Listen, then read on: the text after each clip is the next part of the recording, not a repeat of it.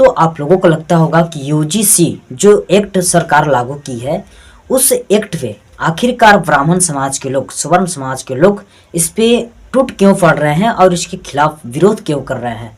सड़क पर उतरकर धरना प्रदर्शन कर रहे हैं। सभी छात्र, जो भी सवर्ण समाज के छात्र हैं, बोल रहे हैं कि इस काला कानून को वापस लिया जाए, नहीं तो ये हम लोगों को दबाने के लिए सिर्फ यूजीसी एक्ट लागू की गई है।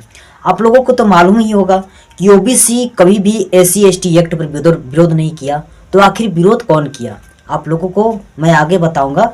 यह ओबीसी का विरोध है। एससी एसटी को तो संवैधानिक रूप से अधिकार मिल ही गया था पहले, जो कि रोहित वेमुला वो अपने दोस्त के रूम में आत्महत्या किए थे, वो भी जाति उत्पीड़न के वजह से।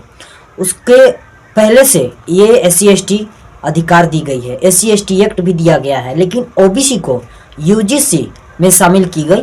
जब यूजीसी ओबीसी के लिए बनाया गया तो इस पे खास तौर पे ब्राह्मण समाज के लोग टूट पड़ रहे हैं और विरोध कर रहे हैं। आप लोगों को मैं बता दूं कि ब्राह्मण समाज के बीजेपी के सांसद सभी लोग एक यूजीसी का विरोध करना शुरू कर चुके हैं। जो भी ब्राह्मण समाज के हैं और बीजेपी में सांसद हैं, सभी लोग एक तरह से मैं बता दूं कि सभी लोग विरोध करने उतर चुके हैं। अब मैं बता दूं कि पिंच का पत्रकार प्रभाकर मिश्रा कवर करते हैं। लगभग मैं बता दूं आपको कि जिस तरीके से अभी वर्तमान में आप लोगों को मालूम होगा कि 26 जनवरी 1950 ईस्वी को संविधान लागू हुई थी इस देश में।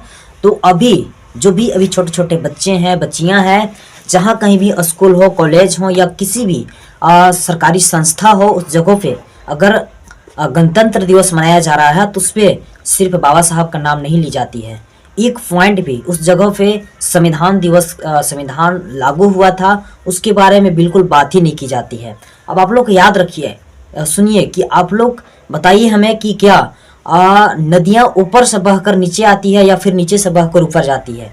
इस तरीके से स्वर्ण समाज के लोग और फॉरवर्ड समाज के लोग, जो भी जातंकवादी हैं, पाखंड हैं, सभी लोगों का शरीर में यही चलता है कि एससी एसटी ओबीसी के लोग कभी भी शिक्षित न बने, शिक्षित से वंचित रहें। बस इन लोग को डर इसलिए हो गया है।